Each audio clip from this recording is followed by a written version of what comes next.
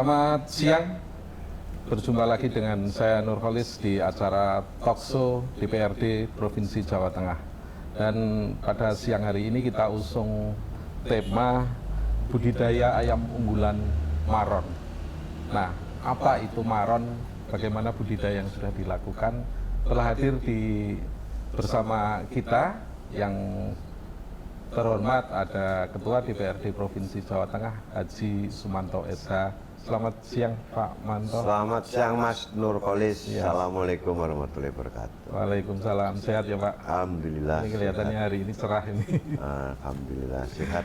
Iya. Dan yang kedua ada Kepala Dinas Peternakan dan Kesehatan Hewan Provinsi Jawa Tengah, ada Pak Insinyur Agus Waryanto SIPMM. Selamat siang Pak Agus. Selamat siang Mas Nurholis. Ya. Assalamualaikum warahmatullahi wabarakatuh. Waalaikumsalam. Ini padat ya acara hari ini. Alhamdulillah. Baik pemirsa dan hadirin yang ada di studio pada siang hari ini, kita mulai saja perbincangan kita terkait dengan budidaya ayam unggulan. Dan yang pertama saya menuju Pak Agus dulu. Pak Agus, ini kondisi peternakan di Jawa Tengah secara umum saat ini seperti apa Pak Agus? Ya, terima kasih. Jadi kaitan dengan pengembangan peternakan dan kesehatan hewan di Jawa Tengah, sudah kita sadari bahwa Provinsi Jawa Tengah ini merupakan salah satu lumbung ternak di Indonesia, lumbung ternak nasional. Hal ini adalah dilihat dari potensi populasi. Kalau kita lihat untuk unggas, khususnya untuk ayam, khususnya ayam kampung ini, Jawa Tengah mempunyai populasi itu sekitar 40 juta ekor. Ini populasi tertinggi se-Indonesia. Nah ini kan luar biasa, apalagi ayam kampung yang menggunakan suatu inovasi, kemudian kita seleksi untuk menghasilkan produk-produk yang berkualitas untuk kecerdasan bangsa, baik itu penghasil telur maupun penghasil daging. Dan perlu diketahui bahwa ayam kampung ini merupakan ayam lokal yang sangat dekat dengan masyarakat. Okay. Jadi di mana-mana ini mesti yang namanya ayam kampung ini hampir semua memelihara, terutama di daerah pedesaan yang masih memungkinkan. Nah, ini merupakan salah satu upaya-upaya yang bisa dikembangkan oleh pemerintah daerah, baik provinsi maupun kabupaten kota, untuk menggerakkan perekonomian rakyat sekaligus. Pertumbuhan ekonomi, pemberdayaan ekonomi, sekaligus meningkatkan konsumsi protein hewani untuk meningkatkan kecerdasan SDM yang unggul nantinya. Iya. Saya kira itu kondisinya. Ya, hampir setiap hari itu di rumah tangga itu kan pasti ayam jadi konsumsi utama ya Pak. Iya betul. Ya. Baik, saya ke Pak Manto dulu. Pak Manto kemarin kunjungan ke Maron ya Pak ya. Dari pantauan Pak Manto di Maron itu kondisinya seperti apa Pak? Jadi perlu kita sadari bahwa tahun ini adalah suksesi pemerintahan, ada pilihan kepala daerah, dan DPRD dalam hal ini sudah menetapkan RPJPD, jadi jangka panjang daerah, rencana pembangunan jangka panjang daerah. Dan salah satu visi misinya nanti gubernur yang nanti akan kepilih itu membuat RPJMD, rencana jangka panjang menengah daerah, selama 5 tahun, ini selama 20 tahun ke depan. Jadi judulnya ini adalah Jawa Tengah merupakan penyangga pangan nasional. Oh iya. Jadi nanti arahnya ini nanti anggaran itu akan sebagian fokus di situ. Mengapa begitu? Karena memang di sini kan sebetulnya pertanian dalam arti juga ada peternakan, perikanan, kemudian pertanian sendiri, perkebunan dan sebagainya. Jadi melihat kondisi seperti ini, maka mau nggak mau pemerintah Jawa Tengah itu harus memfokuskan di situ, karena kita sadari bahwa sekarang ini penyedia pangan nasional ini sudah kewalahan. Impor semakin meningkat, baik itu susu, baik itu daging, ya sapi. Ini harus kita sadari, maka kita menetapkan RPG, PD-nya, pembangunan jangka panjang daerah di sektor itu. Dan kita fasilitas ini sebetulnya sudah banyak, dan dinas peternakan dan kesehatan hewan itu kalau untuk melanjutkan dari dulu itu kan peninggalan zaman Belanda mulai dilanjutkan dengan pemerintah kita itu banyak. Nanti bisa cerita Pak Agus ini berapa kita punya balai, ya kita punya percontohan salah satunya ayam kampung. Nah, ini ayam kampung ini kan sudah ada inovasi, ya kayak kami bisa komunikasi dengan balai dari sana bahwa ini baik itu daging maupun ayam itu unggul. Jadi yang petelur itu kampung tapi bisa produksi telurnya sampai 260 butir sampai 80, kalau di puncak itu bisa setahun. Itu kalau broiler sekitar 200 atau 300-an butir per tahun, itu bisa mencapai itu. Kalau ayam kampung yang biasa itu 60 butir. Nah, itu kan sudah ada penelitian yang bagus. Kemudian itu dagingnya itu bisa dipanen 70 sampai 60 hari bisa dipanen. Kalau ayam kampung ya yang kita pelihara dulu itu kan bisa setengah tahun baru bisa disembelih. Nah, ini sudah ada inovasi. Artinya maka dari itu, dan ini rasanya enak, mahal. Ya kan? Orang kan sudah makan ayam broiler di KFC itu kan broiler. Itu memang besar-besaran. Itu kalau beli ayam goreng yang di pinggir jalan itu kan rasanya enak di situ. Iya kan, lu mesti sampean pilih ayam kampung. Ya kan, rasanya enak, ya kan? Lebih gurih ya Pak? Lebih gurih, kemudian telurnya juga enak. Ini juga susah loh cari telur ayam kampung itu, karena produksinya semakin menurun. Nah, ini mesti akan ada inovasi. Seperti dulu sapi misalnya, kalau zaman kecil saya kan sapi si metal limusin kan nggak ada. Ya, jarang lah masih. Nah, sekarang di pasar tuh lihat. Itu inovasi. Dulu adanya sapi Jawa, sapi PO, kalau namanya Jawa itu putih-putih semua. Nah, sekarang kamu sampai ke pasar. Ini inovasi karena perkembangannya lebih cepat dan begitu. Saya yakin ini ayam-ayam yang tempatnya Pak Agus di Temanggung Maron itu akan menguasai itu nanti. Kalau kita lemahnya di riset.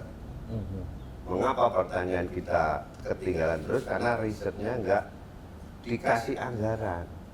Riset kan mahal. Padahal itu butuh jangka panjang. Iya, punya badan riset daerah ya Pak ya? Iya, BRIN kan baru saja. Dan itu belum bergerak. Yang bergerak ya tempatnya Pak Agus itu. Iya. Apa itu balai-balai itu. Nah, itu harus diperkuat. Memunculkan produk-produk unggulan. Ini nanti dilempar ke masyarakat. Itu Pak. Baik. Pak Agus, di Dinas Provinsi ini sudah punya berapa balai sekarang Pak yang terkait dengan peternakan ini Pak? Ya, kalau untuk balai ini ada Balai Inseminasi Buatan BIP Ungaran, ada Balai Budidaya dan Perbibitan Ternak Terpadu yang ada di Kendal. Kemudian ada Balai Veteriner ada di Semarang dan di Boyolali. Balai-balai ini memang sudah diupayakan nanti akan ada revitalisasi balai. Tadi memang betul, jadi pada saat kita di balai, kebetulan Maron ini adalah bagian dari balai yang ada di Kendal. Jadi yang di sana itu merupakan taman ternak, istilahnya. Taman ternak ini ada yang di Mojosongo, ada yang di Temanggung, ada yang di Pagerkukuh, Wonosobo, kemudian juga ada yang di Kaliwung Kendal. Jadi memang betul, jadi balai-balai ini memang diupayakan ke depan semakin profesional.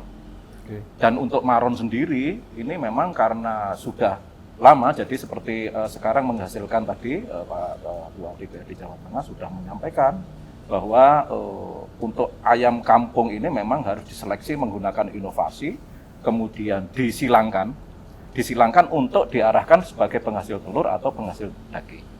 Nah, kemudian kalau yang ayam maron 1 misalnya, ayam maron 1 ini memang crossbreed antara ayam kedu, kita punya ayam kedu. Oke.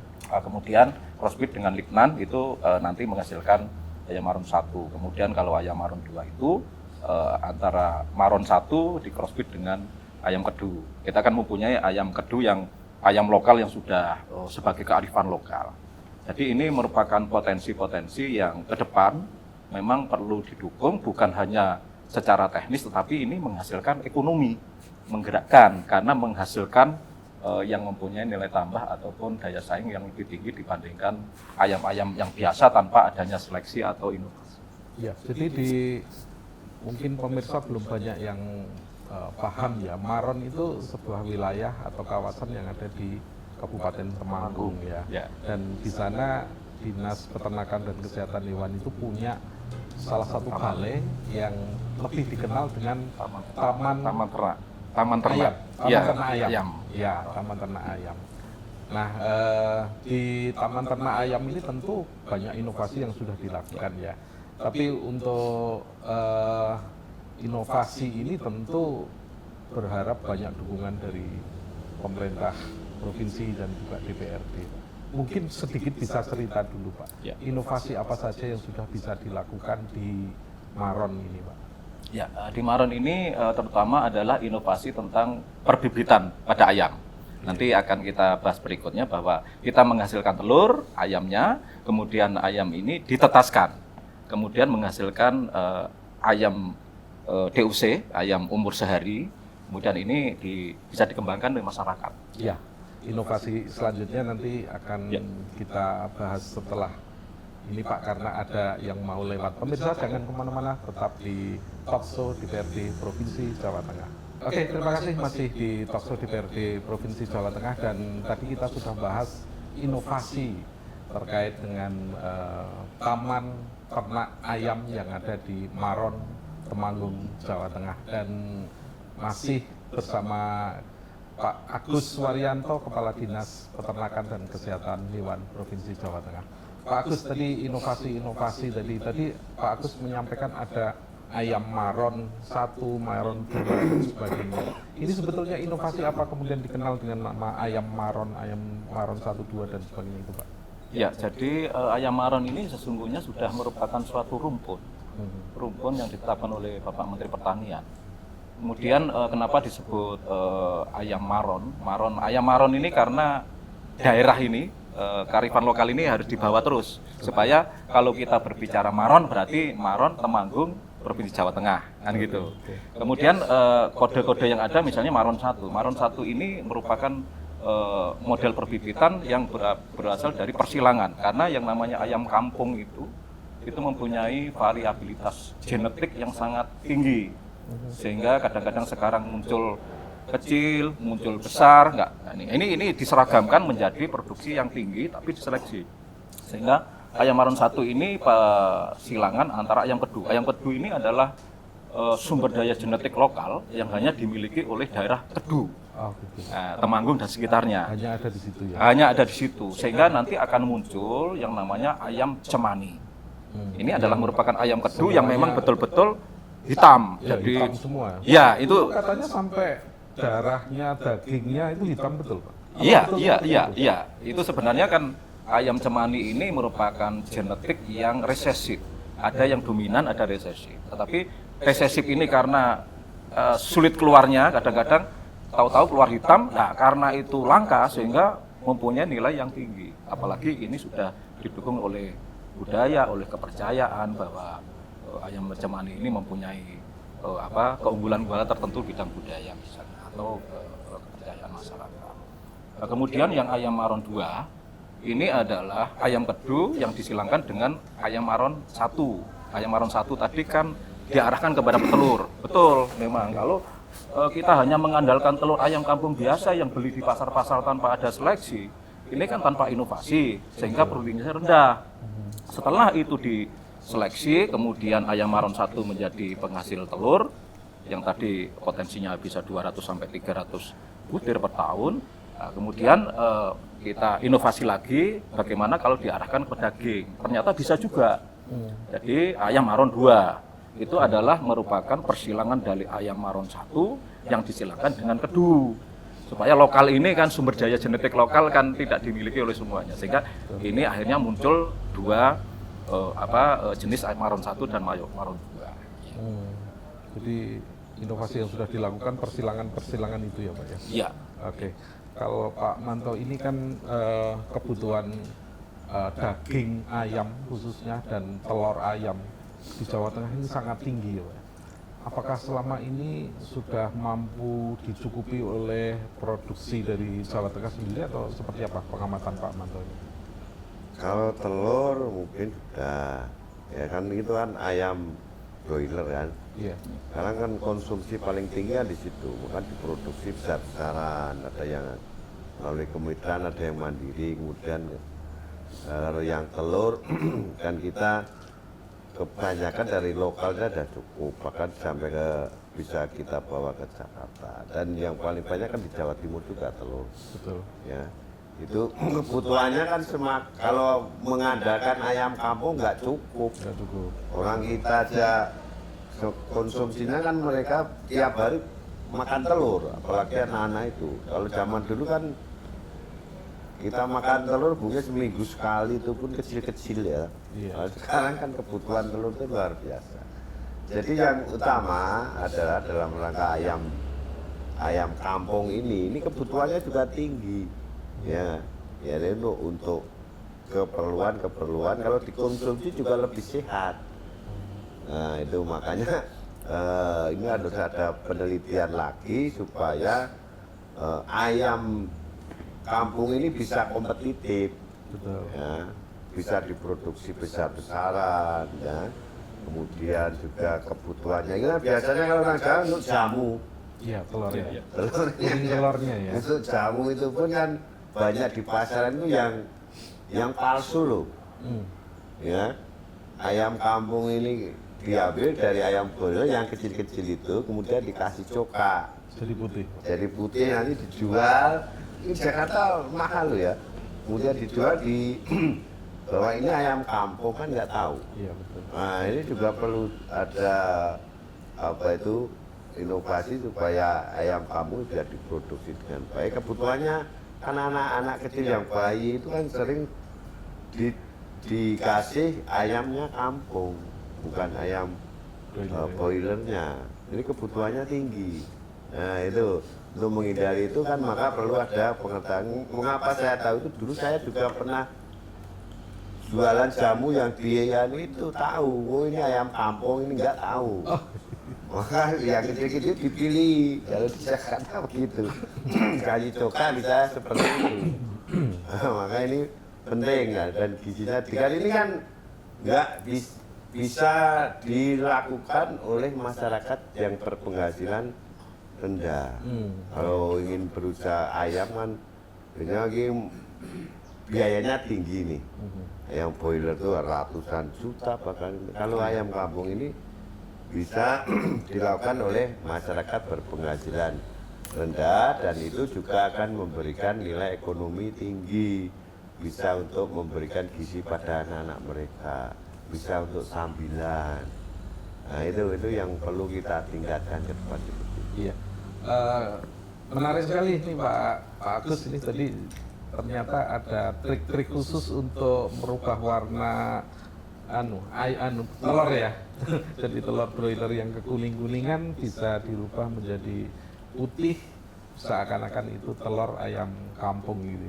Mungkin Pak Agus bisa menyampaikan ini bagaimana sih cara membedakan, mungkin masyarakat awam kan biar tidak tertipu ini Pak, ini ayam ini betul-betul ayam kampung atau ayam kampung sulapan ini Pak. Pak Agus punya triknya nggak ini Pak Agus? Ya jadi yang betul, jadi kalau tadi yang ayam maron menghasilkan telur ini ya ayam kampung. Iya. Warnanya juga putih itu, dan itu bisa memang di masyarakat ini atau di dunia perdagangan ini kan memang variasi ya, bervariasi. Ada tadi memang penting supaya bagaimana warna telur supaya mirip dengan telur ayam. Ya macam-macam, ada yang dikasih warna, ya toh, supaya nanti warnanya mirip, dimirip-miripkan. Ya toh, tapi juga ada yang mungkin itu dianu dulu ya, di amplas dulu itu loh. Di amplas kemudian dikasih warna, jadi kayak di.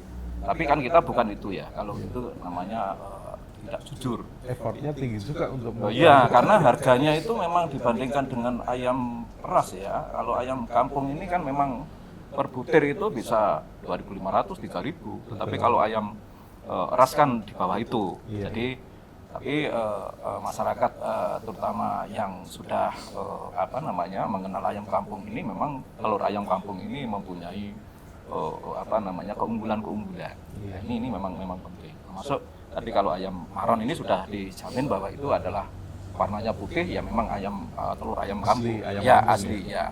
Kemudian kalau untuk ayam maron 2 ini ya rasanya walaupun itu persilangan ya memang itu ayam lokal, bukan ayam broiler, karena itu memang dipelihara memang ayam kampung tetapi diseleksi. Nah, sehingga rasanya pun ya memang ayam kampung, tetapi diseleksi dengan produktivitas yang tinggi menggunakan inovasi. Penelitian tidak hanya 1 tahun 2 tahun, sehingga ini bertahun-tahun, sehingga balai atau taman ternak di Dinas Peternakan dan Kesehatan Hewan ini di samping menghasilkan produksi telur, kemudian produksi daging, juga menghasilkan istilahnya pakar-pakar di bidangnya, gitu. Karena tiap hari itu mengamati, mencatat, kemudian bagaimana diarahkan produksi ini menjadi produktivitas yang tinggi dengan inovasi dan metode penelitian yang ilmiah, sehingga ke depan ini kalau sudah di balai ini juga meningkatkan kapasitas SDM-nya, sehingga nanti akan menjadi SDM yang juga di samping mempunyai keilmuan juga terampil di bidang tadi, di bidang perunggasan khususnya ayam kampung tadi. Jadi untuk apa yang tadi dikeluhkan oleh Pak Ketua terkait riset tadi di Dinas Pertanian sudah berhasil menjalankan itu ya? Iya, jadi karena memang sehari-hari itu sudah bergelut di situ. Sehingga bagaimana misalnya seperti tadi, kalau itu kapan ayam ini bertelur pertama, berapa produktivitasnya, kemudian berapa per ekor ini berapa harus diberikan konsentrat. Kemudian setelah itu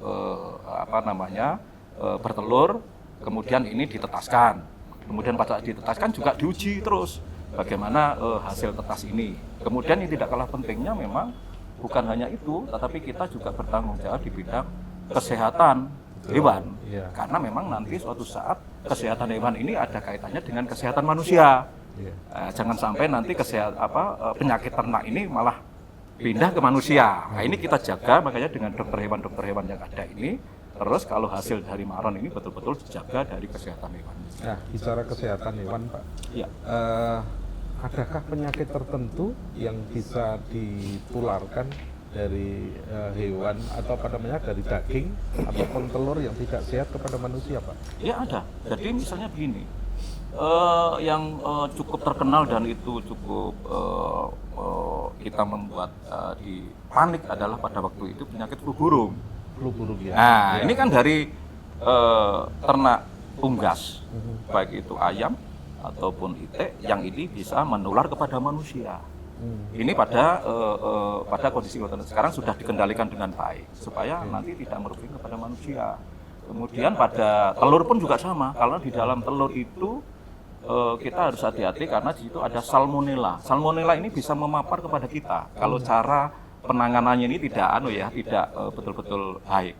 Ini bisa nanti membahayakan kepada kita, sehingga betul-betul dijaga dengan dokter hewan supaya betul-betul telur yang dihasilkan atau daging yang dihasilkan ini pada saat dikonsumsi itu juga aman, sehat, utuh dan halal. Kan gitu. Ya, baik. Baik, terima kasih penjelasannya Pak Agus, dan ini penting sekali bagi masyarakat, bagi pemirsa, bahwa tidak semua ayam, tidak semua telur dan daging-daging yang lain itu sehat. Nah, triknya membedakan antara daging yang sehat, telur yang sehat seperti apa, nanti akan kita bahas pada segmen berikutnya, dan jangan kemana-mana, tetap di Talkshow DPRD Jawa Tengah. Terima kasih masih setia di Talkshow DPRD Jawa Tengah dan masih bersama Ketua DPRD Jawa Tengah Pak Haji Sumanto dan Kepala Dinas Peternakan dan Kesehatan Hewan Pak Agus Waryanto. Saya beralih dulu ke Pak Manto. Pak Manto, ini tadi ternyata kan masyarakat juga harus waspada juga karena ada penyakit tertentu yang bisa ditularkan. Artinya ada daging hewan, telur yang ditengarai tidak sehat gitu. Ada himbauan Pak kepada masyarakat terkait dengan kondisi ini Pak? Ya tentunya kan yang namanya hewan itu kan mengeluarkan yang mana kotoran, ya kan. Kemudian ini akan menimbulkan bau dan sebagainya. Samping itu harus dijaga. Peliharaan kita itu ayam itu harus dijaga betul-betul itu sehat, harus divaksin, diberikan apalah, pokoknya bisa lebih nyaman. Karena kalau itu sehat kan tentunya menghasilkan produksi yang sehat. Iya. Dan tentunya kita yang menjadi permasalahan di desa itu kan penyakit yang sampai sekarang menjadi trauma sejak saya kecil itu. Jadi kalau pelihara ayam kampung itu di bulan-bulan tertentu itu akan mati semua kena tetelo. Nah, itu yang sampai sekarang belum terpecahkan. Mereka sudah semangat melihara dari kecil sampai pada saat tertentu itu mesti ada itu 1 tahun sekali itu mati semua. Nanti apa itu pelihara lagi, nanti mati lagi, nggak kapok-kapok mereka juga. Padahal itu kerugiannya besar sekali. Besar, itu kecil, kalau skala besar kan kasihan. Jadi ini yang harus dinas kita himbau untuk bisa menemukan itu bagaimana supaya mencegah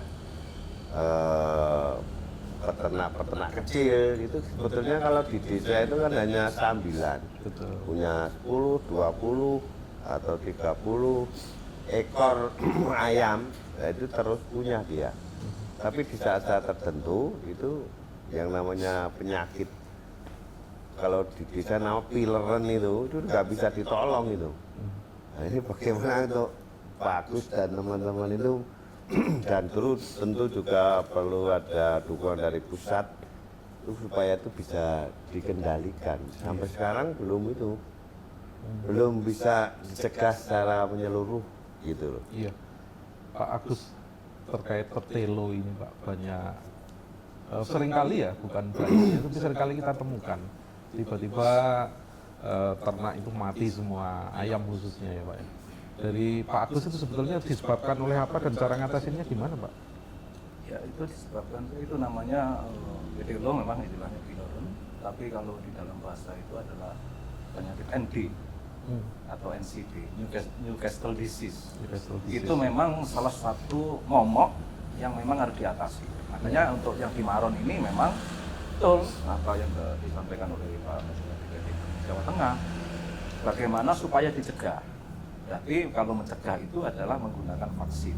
Betul. Nah, vaksin ND atau tetelo itu sudah diterapkan di kita. Jadi pada waktu DUC mau dikirim kepada masyarakat itu sudah dipastikan divaksin oleh ND. Tetapi kalau kita belinya di pasar kan belum divaksin. Nah ini yang bahaya itu. Okay. Kalau sudah kena nulari. Nah ini berarti kalau sudah terkena itu berarti harus diobati. Ternaknya harus di karantina, disingkirkan dari kelompoknya. Kalau tidak nulari, gitu loh. Ini memang cepat sekali ya Pak ya. Cepat sekali, makanya kan harus dipisahkan dari kelompoknya. Caranya begitu. Kalau tadi betul, kalau sudah ternak itu sakit, ini ya caranya satu yang memang harus dipotong. Tapi kan sebelum dipotong sudah mati dulu, nah, gitu. Jadi kalau ternak ini harus memang dicegah. Makanya yang ada di Maron itu memang sudah divaksin ND atau NCD atau Newcastle disease. Tapi juga di situ juga diberikan vitamin yang mencegah stres. Biasanya stres itu juga di dalam perjalanan itu juga ayam jadi stres. Stres, kemudian lemah, mudah kena penyakit. Jadi seperti no stress atau apa sudah diberikan. Sehingga pada saat itu disampaikan kepada masyarakat, otomatis itu sudah dipastikan sudah dicegah. Iya. Tinggal nanti di sana harus dipelihara dengan baik, tentu saja termasuk di Malang ini juga di dalam rangka pencegahan penyakit itu, yang salah satu faktor kunci adalah dengan biosecurity. Jadi tidak semuanya boleh masuk, karena orang luar masuk ini mesti dicurigai membawa penyakit. Makanya kan kadang-kadang di situ ada disemprot dulu dengan disinfektan, kemudian kadang-kadang ganti baju, sampai ada itu ya harus mandi dulu. Itu adalah upaya-upaya untuk mencegah. Tetapi kan ini perlu edukasi ya, edukasi dan bertahap. Tapi yang jelas bahwa di perunggasan ini memang kuncinya tadi, penyakit hewan ini sangat dekat, tetapi kalau kita cegah dan kita obati dengan baik, saya kira bisa. Iya, itu di Dinas Peternakan Jawa Tengah itu punya apa Pak, penyuluh-penyuluh gitu ke kelompok-kelompok peternak itu ada nggak? Oh ada, kita punya fungsional penyuluh di Dinas Peternakan. Ini sekarang kan ada penyuluh ya, kalau di kita itu yang berbasis, yang fungsional penyuluh itu ada 10 orang. Sudah kami identifikasi, ada yang dari ada dari D4, kemudian ada dokter hewannya, kemudian ada insinyurnya. Ini semuanya bertugas pada waktu dokter hewan yang menyuluh di bidang kesehatan hewan, kesehatan ternak, supaya bagaimana mencegah dan mengobati. Itu bisa menjangkau seluruh peternak di Jawa Tengah? Ya, belum tentu. Karena hanya 10 ya, 10 di samping penyuluh-penyuluh yang ada di kabupaten kota. Ini kan kita penyuluh itu tidak hanya dari penyuluh PNS, tapi ada penyuluh swadaya, penyuluh-penyuluh yang relawan-relawan yang memberikan semangat-semangat untuk pendampingan itu. Saya kira penyuluhan ini menjadi penting. Tapi kalau di dinas memang masih sangat terbatas tenaganya, tetapi dia menggunakan berbagai upaya agar ini bisa diterima oleh masyarakat bahwa penyakit ND ini memang menjadi momok yang tidak boleh ini dianggap remeh. Jadi ini memang harus betul-betul diamati dan betul-betul divaksin, betul-betul diobati dengan baik. Terus sekarang tadi Pak, yang melanjutkan tadi, trik agar masyarakat itu bisa membedakan antara daging dan telur yang sehat dan yang tidak. Gimana Pak? Jadi memang kalau ini sudah masalah pasca panen ya. Masalah pasca panen. Kalau tadi misalnya kita mulai dari ini pemanenan ya, pada saat itu kita berbicara pemotongan pada ternak. Ini pun juga kadang-kadang kita dihadapkan di pasaran itu ada ayam tiren. Jadi ayam sudah mati kemarin, kemudian karena eman-eman, kemudian dipotong seolah ini potong ini. Nah, ini kan padahal ayam sudah mati ini kadang-kadang sudah mengandung mikroorganisme, di samping secara syariah itu kan ini sudah istilahnya tidak halal, gitu kira-kira. Jadi kita memang harus teliti, harus cermat, harus cerdas sebagai konsumen. Kadang-kadang ayam tiren ini juga supaya kelihatan segar, kadang-kadang dikasih pewarna-pewarna agak kuning-kuning supaya ini itu nutupi dan sebagainya. Kemudian cara memotongnya juga gitu, kadang-kadang hanya dipotong seadanya, kemudian dilempar ke air panas, padahal motong ini kan harus mati dulu. Kadang-kadang matinya karena kena air panas, gitu, belum mati dilempar ke ini. Nah, ini kan cara-cara yang harus padahal motong ayam itu sampai kepada mengeluarkan darah sebanyak mungkin kan gitu. Tapi kalau sudah jadi daging kelihatan Pak? Ya sulit kelihatannya, sehingga kita itu memang dari konsumen ini memang harus jadi konsumen yang cerdas, tetapi para pedagang-pedagang pun itu juga harus berdagang yang memperhatikan kepada konsumen juga, karena nanti kalau itu mengandung mikroba kemudian dikonsumsi, kemudian ini kan kita juga aspeknya nggak enak gitu. Jadi semua pihak harus menjaga, baik itu yang menjual maupun yang membeli, harus bukan karena murahnya. Kadang-kadang kan cari harganya murah, harga murah kita tahu sendiri. Iya, Pak Manto, ini di Jawa Tengah ini kan saat ini banyak gerai-gerai ayam fried chicken lah kalau yang masyarakat banyak mengenal ya. Itu kan yang dari asing ya, dari waralaba asing, ada yang nggak perlu kita sebutkan mereknya lah, nanti kita promosi. Nah ini bagaimana, apakah selama ini peternak kita sudah bisa masuk ke mereka menjadi suppliernya gitu Pak? Pengamatan Pak Manto seperti apa Pak? Belum ada, jadi ayam kampung fried chicken jual ayam kampung itu belum ada. Jadi kan itu ayam yang biasa, ayam kita. Makanya dagingnya gede-gede kan itu. Tapi kalau ini untuk memenuhi ayam pedaging yang kampung, untuk memenuhi pasar-pasar kaki lima aja itu kekurangan. Maka itu perlu ada peningkatan bagaimana supaya ayam kampung ini rasanya enak tapi dagingnya menyerupai broiler gitu, mungkin bisa orang tertarik.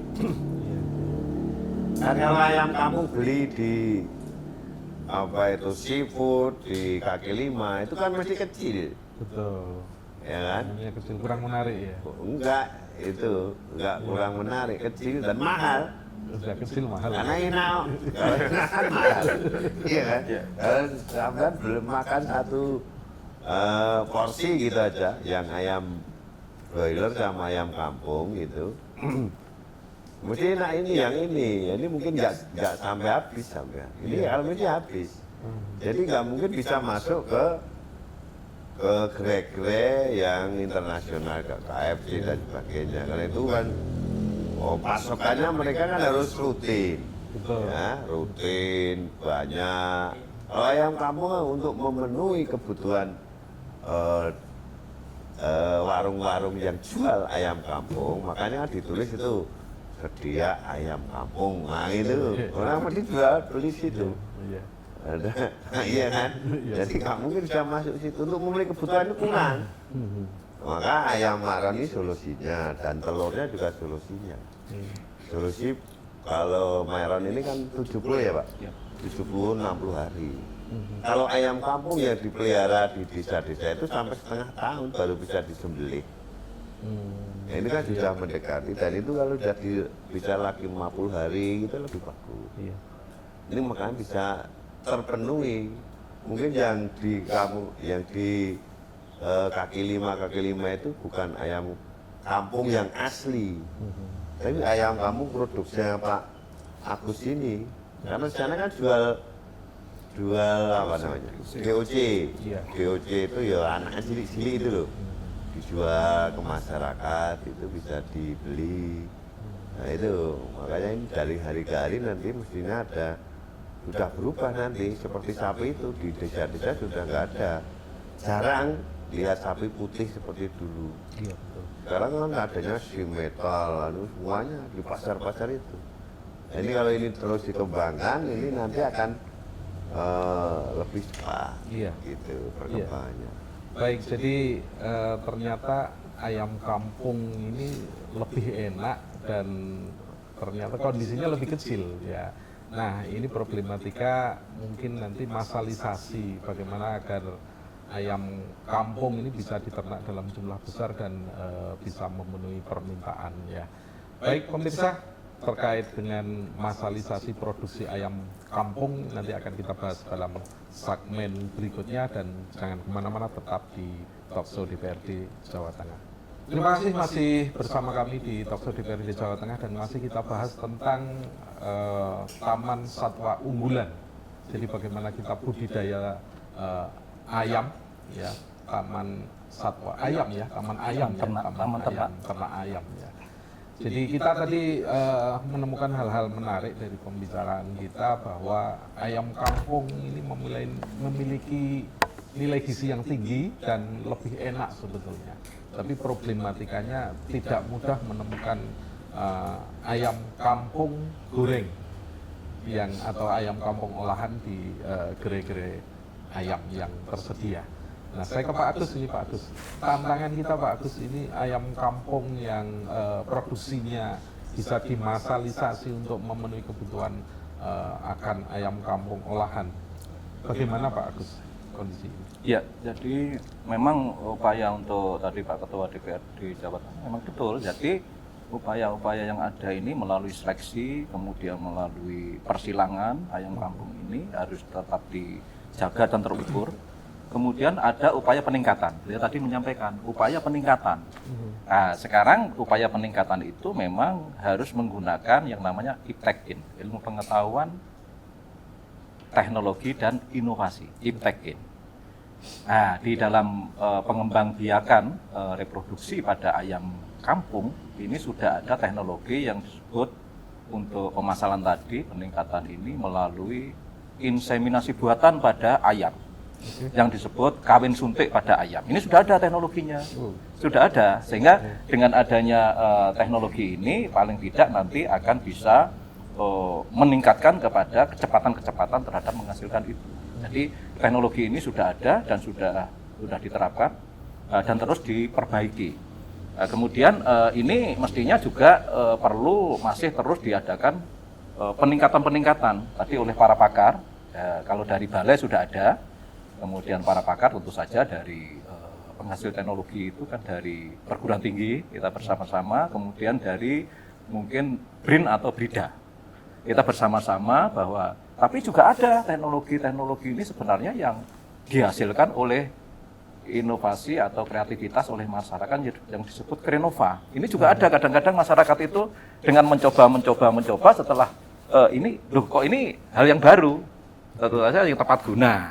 Ini barangkali ya mencoba seperti tadi kalau ini terjadi penyakit tetelo, kadang-kadang kan masyarakat itu dengan logikanya dia menggunakan apa ini yang bisa untuk ini, kadang-kadang ada yang dikasih empon-empon dan sebagainya. Ini kan teknologi di masyarakat. Ini yang namanya Krenova. Ya, misalnya gitu. Beliau karena mempraktekkan kemudian ini kok ada hasilnya.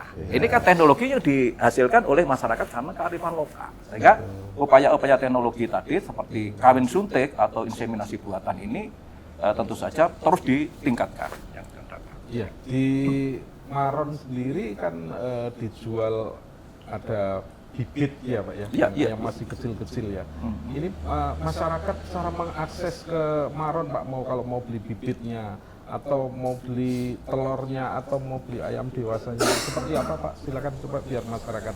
Ya, jadi kalau itu bisa langsung ke Maron ya. Kemudian kan Maron itu adalah taman ternak bagian dari Balai Budidaya dan Perbibitan Ternak Terpadu yang kantornya ada di Kaliwungu Kendal.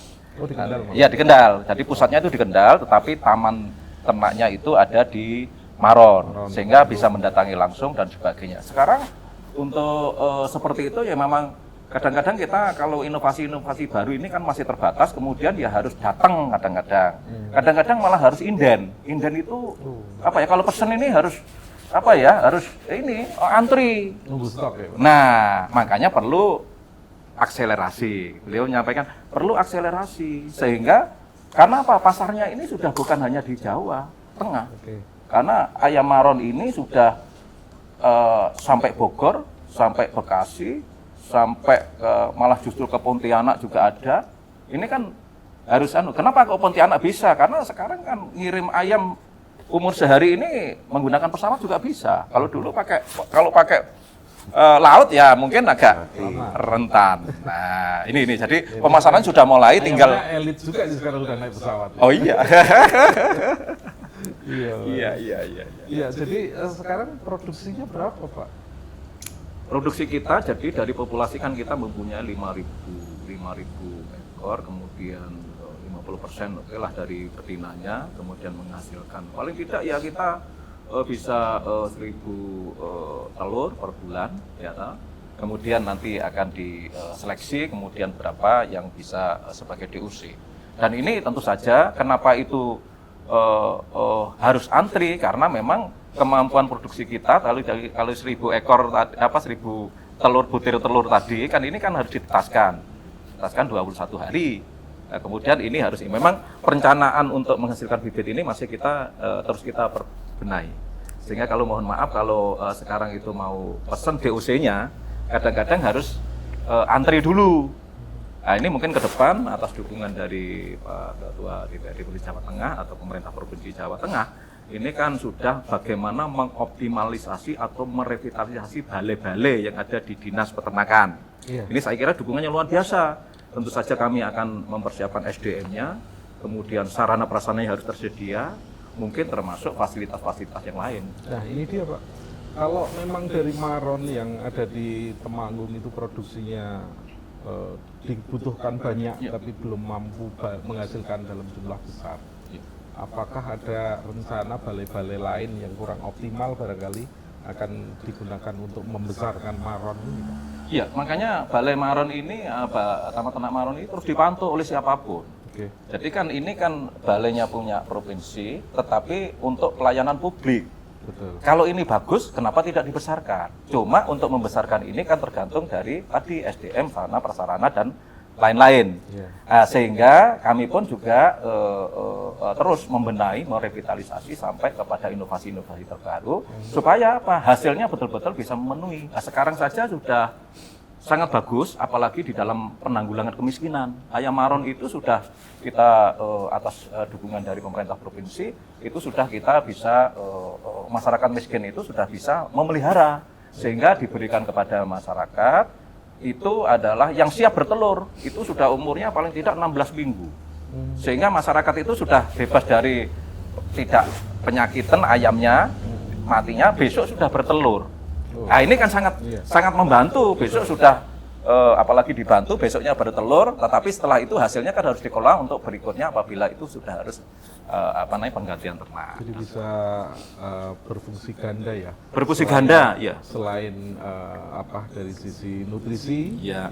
kandungan gizinya tinggi, tapi juga nilai ekonominya tinggi ya. Iya, Iya Pak Manto ini sekarang ini. Kebutuhannya ini kan mengoptimalkan balai-balai yang ada di dinas pertanian atau peternakan maaf, di dinas peternakan. Jumlahnya banyak lagi. Nah ini dari politik anggaran ini Pak, bagaimana Pak DPRD Jawa Tengah support untuk optimalisasi balai ini Pak? Ya memang saya sejak di Komisi B itu sudah concern ke situ, bahkan kita sudah membuat peraturan daerah peningkatan dan pengembangan balai yang ada di Jawa Tengah ini sudah kita terapkan tahun 2022. Itu apa? Dalam rangka untuk itu, supaya balai-balai itu eksis, bisa mengelola pendapatannya sendiri, bisa mengelola untuk peningkatan ke depannya, karena kan di situ urgent sekali. Di negara maju itu yang paling utama adalah riset. Riset ini sebelum ada BRIN kita sudah punya balai. Nah, balai ini sudah terlupakan sejak lama ini. Maka kita buatkan perda itu. Nah, ke depannya kan perda itu harus betul-betul digerakkan supaya nanti masyarakat itu kalau mau beternak itu saya harus concern di mana toh. Yang menjadi mentor saya siapa, kan yang nggak ngapusi kan mesti pemerintah, dinas. Betul Pak. Nah sekarang kan orang belajar di YouTube, mau beternak sapi, beternak kambing, beternak ayam, belajar di YouTube. Itu oke, bagus. Tapi kan itu kalau nanti kan tidak ada yang namanya kepastian. Betul. Kalau pemerintah kan sudah dia belajar di situ, bekerja di situ. Dari segi dasar mereka sekolah aja kan mesti kan dari peternakan atau pertanian dan tahu dasarnya. Maka dari situ, maka itu kita akan komitmen untuk bisa meningkatkan itu balai-balai itu supaya bahkan itu lebih ekstrim. Balai itu nanti sistemnya belum seperti rumah sakit. Dia punya pendapatan, dia kelola sendiri, dan kalau balainya itu yang nangani bagus, dia akan maju. Oh iya. Maju dengan pendapatannya. Kalau pendapatannya besar, 1 miliar setahun atau 2 miliar, di situ anggarannya ditingkatkan lagi. Mesti itu ada pengawasan, dan mestinya pemerintah tidak lupa dari pengawasan. Iya. Maka dari itu, karena disitulah tempat kita maju atau tidaknya dunia pangan yang semakin hari semakin orang khawatir, tapi lupa. Betul. Bahwa pangan itu mesti ada yang namanya teknologi. Sekarang udah tidak seperti zaman saya kecil. Karena dari segi lahan berkurang, kebutuhan meningkat. Di negara lain juga lahan berkurang, kebutuhan meningkat. Iya. Maka itu yang harus kita konsentrasikan di situ. Ya, jadi artinya DPRD Jawa Tengah full support ya Pak ya? Iya. Iya, Pak Agus, ini kan era teknologi Pak sekarang, era teknologi digital ya. Tadi Pak Manto sebutkan juga, kalau sekarang masyarakat harus datang ke dinas, datang ke balai untuk belajar gitu, karena di era teknologi mungkin dia banyak yang membuka melalui YouTube. Nah, di dinas sendiri apakah saluran-saluran pelayanan masyarakat dengan teknologi digital ini sudah dilakukan atau belum Pak? Ya, jadi kalau teknologi digital kita sudah ya, walaupun Sudah, ya. secara terbatas. Tapi bukan hanya itu, jadi kita pun juga di Taman Ternak Maharon ini juga membuka magang. Jadi memberi kesempatan kepada perguruan tinggi di sekitarnya, yang di situ juga apalagi sekarang Merdeka Belajar ya membutuhkan laboratorium lapangan yang tidak semua itu mempunyai, karena laboratorium lapangan itu kan mahal.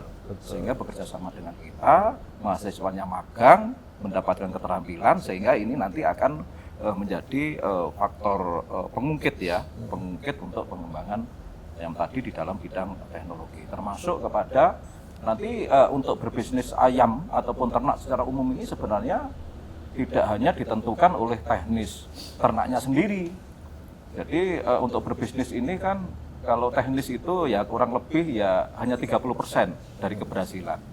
Yang paling menentukan itu adalah SDM-nya, kapasitas SDM-nya, sehingga dunia pendidikan di bidang peternakan menjadi support yang penting supaya nanti kalau ada penyakit tidak gampang stres orangnya, kalau ada untung dan rugi dan sebagainya tidak gampang patah. Ini kan dari orangnya. Jadi 30% itu teknis, tetapi 70% ini justru tata kelola manajemen dan termasuk pasar dan sebagainya. Ini mungkin perlu kita kembangkan nanti berikutnya. Jadi di Dinas Peternakan sekarang juga sudah ada staf-staf yang sekaligus jadi YouTuber itu.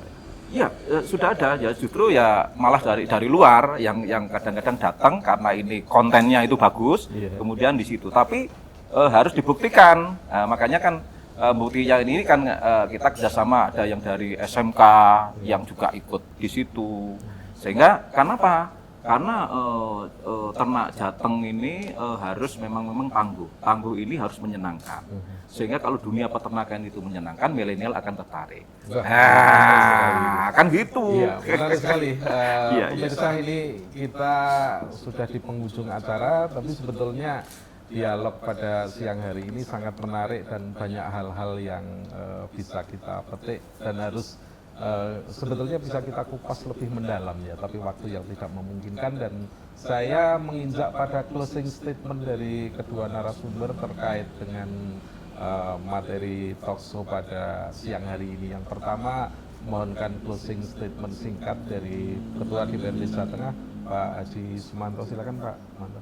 Ya, jadi kalau melihat dari perkembangan ternak asli produksi kita itu kan sebetulnya dari rasa, dari kandungan itu lebih unggul, ya kan? Ayam kampung, Maharon ini ya kan lebih unggul dibandingkan dengan ternak yang dari luar negeri. Nah, ini tentunya ini menjadi tantangan bagaimana keunggulan ini bisa kompetitif. Nah, ini kan kebutuhan ternak kampung, ayam kampung ini terus meningkat. Nah, ini salah satu solusinya sudah ada Maharon. Tapi kalau dibandingkan dengan yang broiler itu kan masih jauh produksi. Ini bagaimana walaupun kita sudah memangkas jarak ya antara ayam kampung yang ada 6 bulan sudah bisa 70 hari, itu berarti sudah unggul. Kalau nggak ada itu ayam kampung sudah cari susah. Makanya dari itu ini ya harus kita terus inovasi, teknologi akan semakin. Jadi intinya inovasi riset yang dilakukan oleh Balai itu sangat diharapkan menopang Brin dan Brinda ya gitu ya, Brida ya.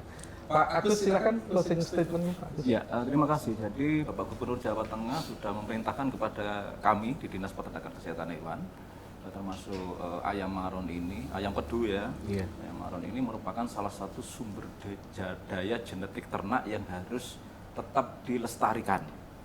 Tetapi jangan hanya melestarikan, tetapi sekaligus bisa memanfaatkannya, memberdayakan masyarakat, sekaligus ikut memberikan solusi terhadap penanggulangan kemiskinan, termasuk untuk penanganan stunting. Kira-kira pesan-pesan itu. Tapi betul menggunakan inovasi-inovasi yang jangan sampai itu ditinggalkan. Saya kira. Ya, baik. Jadi pemirsa, jadi perbincangan pada siang hari ini ternyata manfaatnya sangat besar dan semoga bisa dipetik manfaatnya, karena ayam kampung tidak hanya lezat tapi memiliki nilai gizi yang tinggi dan nilai ekonomi juga tinggi. Oleh karena itu tadi Pak Manto minta agar riset yang dilakukan oleh balai-balai yang ada di Dinas Peternakan dan Kesehatan Hewan ini dioptimalkan. Terima kasih Pak Manto, terima kasih Pak Agus atas waktunya, dan kita bertemu lagi di Talkshow DPRD Jawa Tengah berikutnya. Selamat siang dan sampai jumpa.